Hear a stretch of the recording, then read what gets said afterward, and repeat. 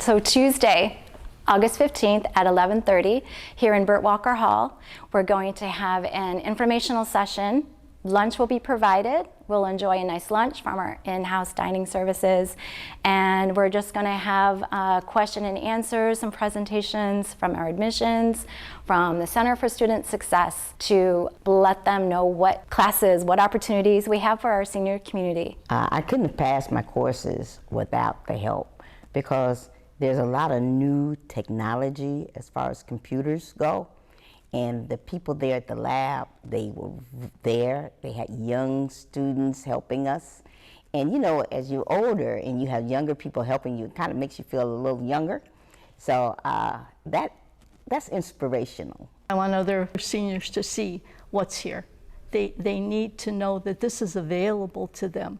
There's so much they can learn, so much to make them feel like they belong, feel like they can still do things.